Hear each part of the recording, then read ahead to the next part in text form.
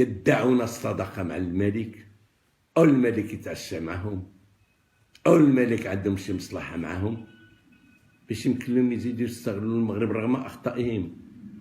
ما كايناش دولة يكون وقع فيها اللي وقع لمحسن فكري، وزير الصيد ما يقدمش استقالته، لا في البرلمان، لا في الحكومة، لا في رئاسة الحكومة، لا في السفارة. أنا ما عندكم ما تعطيوني، أنا مسالي، أنا جاتكم تصرفوا في حريتي، غادي ما عنديش التقاعد لا ديال الوزير السابق ولا ديال المحامي.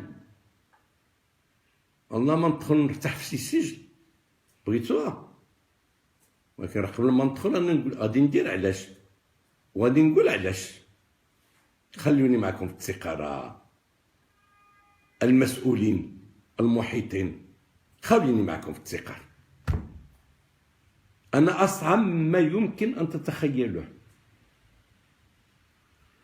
ماشي بالسلاح، ماشي بالتهديد، بقوة أفكاري وعمق تحليلي. والله حتى نغلبكم كلكم. ليلة سعيدة.